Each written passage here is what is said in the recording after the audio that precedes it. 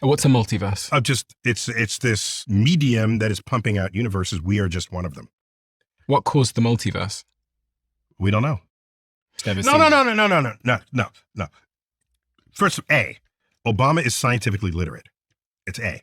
B, he said, because he's scientifically literate, he said what is scientifically defensible, that there are probably aliens in the universe. Anyone who studied that problem will arrive at that conclusion. They're real, but I haven't seen them, and they're not being kept in, what is it? But as you descend a black hole, the difference in gravity between your feet and your head gets greater and greater and greater. They're called tidal forces, and they end up stretching you head to toe. And initially, it probably feels good, right? You just sort of stretch. And then you realize, oh my gosh, this is unrelenting and it's getting stronger. Eventually, you'll snap into two pieces, likely separated at the base of your spine. If you sort of look at, yeah, we're definitely not the top. I have no idea. Yeah, we're like fourth. Okay. There's the whale, and then the dolphin, and then the porpoise, and then the elephant, and then us. So if aliens came to Earth and they knew that brains are important, we'd be like fourth on their list for who they want to talk to. Just chew on that for a moment. Breaking it into 10 pieces, you go from 1 to 10 to 100 to 1,000 within just a few orbits. 100% of the satellites can be taken out. If chemicals are my entire subjective experience, it's way more likely that we are just a simulation. Yeah, I think we probably are a simulation. I think I've concluded. That's based on what you just said. If we had to be in a petri dish, it's more likely that we're simulated by some snot-nosed kid and its alien parents, and microorganisms would behave like bacteria, that sort of thing, would behave in a petri dish. Petri dish is ideal sized for bacteria, not for us in some larger petri dish. No, we function differently with our environment than microbes do in a petri. You can't just scale it up as much as people would want to. That would make everything easier. We're just nested dolls. Do you believe that we're in a simulation? Neil deGrasse Tyson. People come to you to try and understand the universe. Yes. What is the most pressing question people are asking you right now about the universe? Are we alone in the universe? And that's influenced by pop culture. I'll give you an example. When the movie Ghost came out, polls showed that more people believed in ghosts after that movie than before the movie.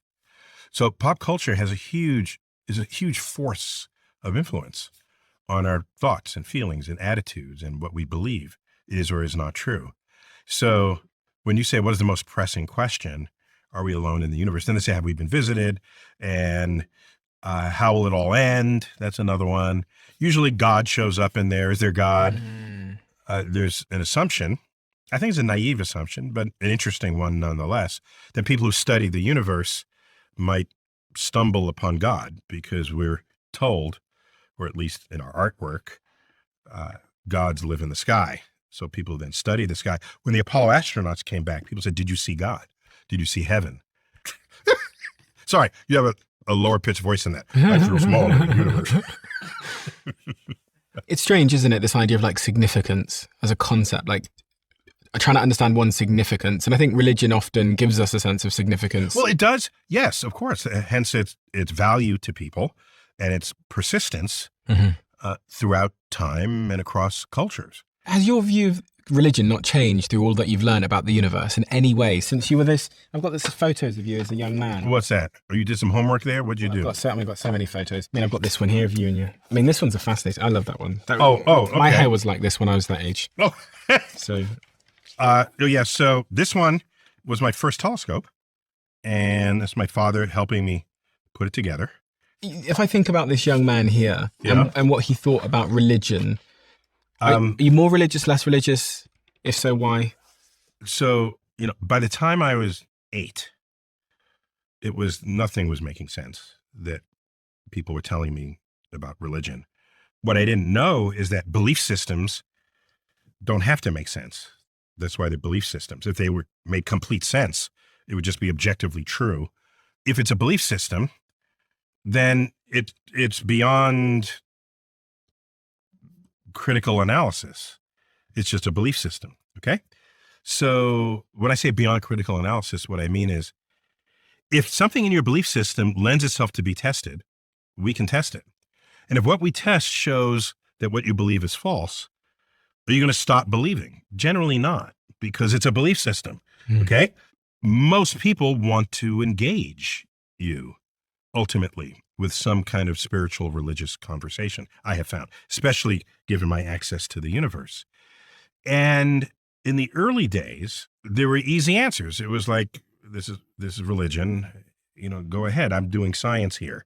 Then I thought, I owe people who are religious a more informed and nuanced engagement because of the power and force that religion has exercised on the history of the world.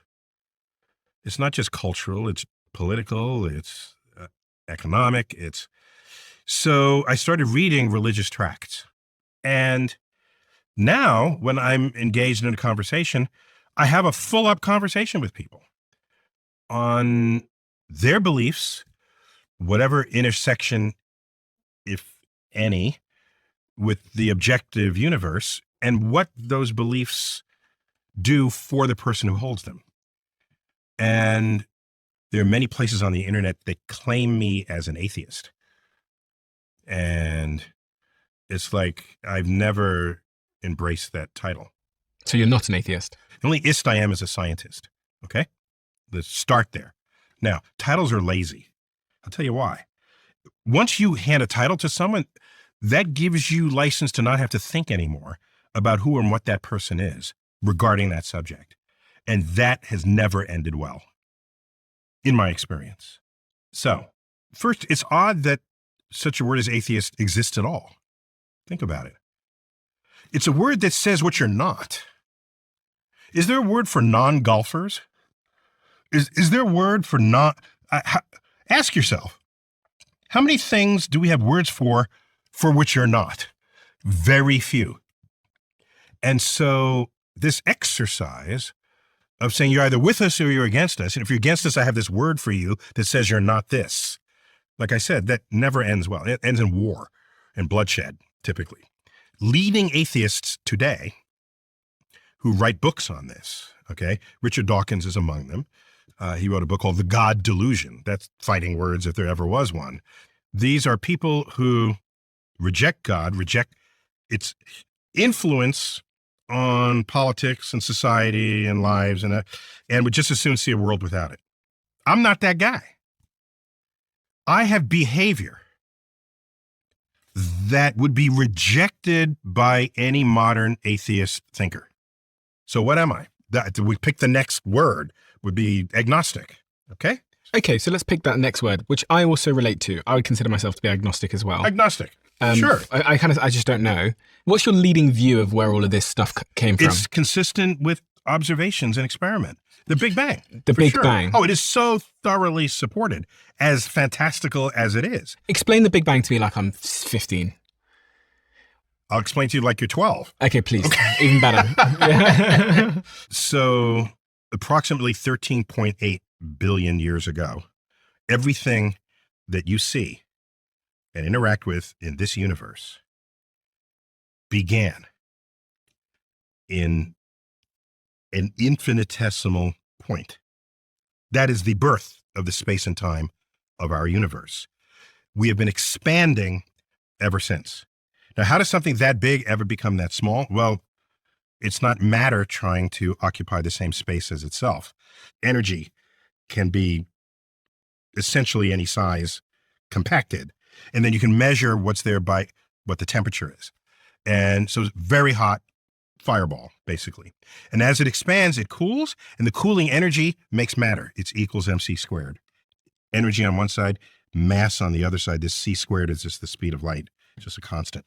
But Einstein came up with this in 1905, and it made so much of the universe make sense at that point.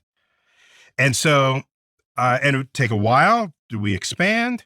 We cool enough to make stars and galaxies, and we're still expanding to this day. There are mysterious forces operating that we don't yet understand. what we call dark energy. That's a pressure in the vacuum of space, making us expand faster than what would be allowed by the collective gravity of all the galaxies. That's a frontier question that is not yet resolved. Then there's sources of gravity that we don't know what's causing it. We call that dark matter. If you add up dark matter and dark energy, it's 95% of what's driving the universe. So everything you and I know and love about the biology, chemistry, physics, astrophysics, forces, food, calories, molecules, solids, liquids, gas, it's 5% of what's going on in the universe. That's amazing. What was around before the Big Bang? We have no idea. Okay. Well, we have suspicions. There might have been a multiverse, which has come out of latter-day mathematics related to quantum physics and Einstein's relativity. What comes out of those equations is a multiverse. What's a multiverse? It's this medium that is pumping out universes. We are just one of them. What caused the multiverse? We don't know. I try to have fun doing it along the way. So that's all. Thank you for bringing it up. Thank you so much, Neil. So the key question I think that people are talking about at this moment in time, because you had Obama make those comments in that interview saying that he was joking. I think he was joking when he said there are aliens he's just never seen. No. First, A, Obama is scientifically literate. It's A. B, he said, because he's scientifically literate, he said what is scientifically defensible, that there are probably aliens in the universe. Anyone who studied that problem will arrive at that conclusion. They're real, but I haven't seen them, and they're not being kept in, what is it? Area 51. Area 51. There's no underground facility, unless there's this enormous conspiracy, and they hid it from the President of the United States. That's what he said. But as former President of the United States, and we have sort of alien adjacent culture, it was, that must mean there are aliens in the basement of the White House or somewhere in government custody. They took his statement that, sure, there are aliens out there and turned it onto the U.S. government. And when I heard his comments, that's exactly what any scientifically literate person would say. What people did with that information, he then had to come back and explain. I didn't even think that was necessary, but apparently it was. And then Trump responded. Okay. Mm-hmm. On Air Force One in an interview and said, well, he gave classified information. He's not supposed to be doing that. You know? So aliens are real. Well, I don't know if they're real or not. I can tell you he gave classified information. He's not supposed to be doing that. Well, he made a big mistake. He took it out of classified information. Trump seemed to stoke the idea that there is aliens. And then from that, shortly after, we had the UFO files announcement. Sure, great. Bring them out. I love that it. they were going to release the UFO files. And now we find ourselves at a place where the general public is, again, really, really curious about the subject of aliens. And you see it on the Google Trend data, which I've got in front of me here. You see the up, the down, the up, the down, based on what people are talking about. So my question to you is this central question, which is, do you believe there's intelligent life in the universe? So that one of those peaks in May, in part, was because there were files released that week by the Pentagon. And dare I suggest, my book was released in May, on May 12th. Good timing. Yeah, it just turned out that way. I decided to jump into the ring, not jump in, put a foot into the ring, more accurately, when I saw these high-ranking whistleblowers come forward in Congress, sworn testimony. Whistleblowers, former intelligence officers, former military folk.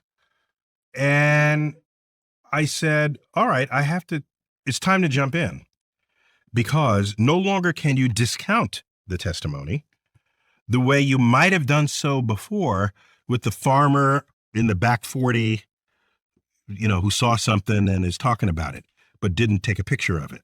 All right. All these testimonies that have existed in the past and accounts of UFOs, now when official government people are doing it, then, all right, it's time to take it up a notch. And what do I mean by that? Bring out the alien. If you're saying you got an alien in the shed, in the back 40, just bring it out. And the moment you do that, no one will ever have to ask again, do you believe in aliens? Can you explain what a black hole is, like I'm 12? Oh, yeah. At first you got to respect black holes. Don't ever diss a black hole because you will lose. So we're here on Earth, and the old adage, what goes up must come down. You've heard that. I would learn by the time I was 9 that that's just false. No, by the time I was 10, because I was 10 years old, because that's how old I am. We walked on the moon, and then we left rocket parts on the moon. Those are never coming back to Earth. So there are things that went up that never came back. Okay? All right. Well, what started the adage, though? Well, if you take something and toss it, it actually slows down, comes to a stop, and then speeds up and comes down again. It's captured by Earth's gravity. Turns out there is a speed with which I can throw this so that it never comes back. Let's get there. If I throw this a little faster with more energy, it goes higher before it comes back, right? How about even faster? Even faster. It gets higher and higher and higher and higher and higher.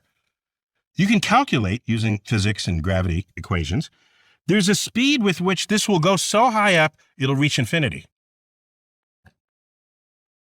If it reaches infinity, it's not coming back. That's called the escape velocity for Earth. If Earth's gravity were stronger, it might be 10 miles per second, 100 miles per second. Keep up this exercise, you'll reach a point where your object has an escape velocity that equals the speed of light. The moment it achieves that, light cannot escape. It's not moving fast enough. And if light can't get out, it's black. If you fall in, you are never coming out because you can't ever reach the speed of light. There's no greater definition of a hole than that. Hence, black hole. So, aliens.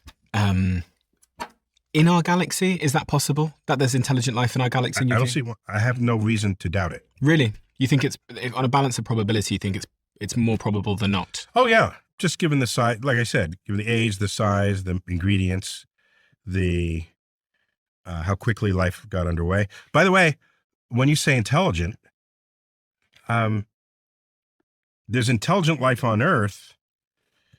Like, do you know where we are in brain size? Relative to Ranking. other animals? Yeah. We're not the top. Yeah, we're definitely not the top. I have no idea. Yeah, we're like fourth. Okay. There's the whale, Mm-hmm. and then the dolphin, and then the porpoise, and then the elephant, Mm-hmm. and then us. So if aliens came to Earth and they knew that brains are important, we'd be like fourth on their list for who they want to talk to. Just chew on that for a moment.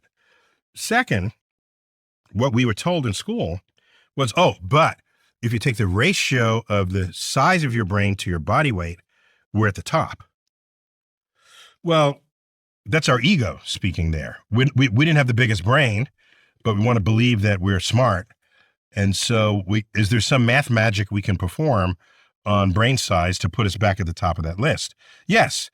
Ratio the size of your brain to the mass of your brain to the mass of your body, then we're at the top. However, what they didn't say is that, no, we're not at the top of that list. We're only at the top of that list among mammals.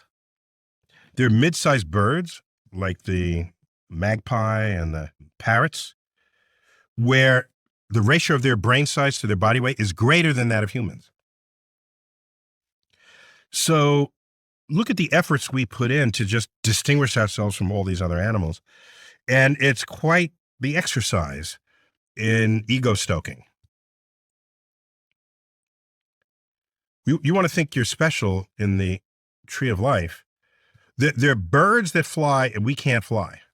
Newts can regenerate their limbs and we can't do that. And so badly do we want to, especially with military veterans, right?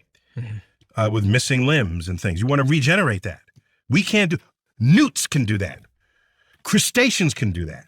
We can't do that. So, might an alien consider whales to be intelligent?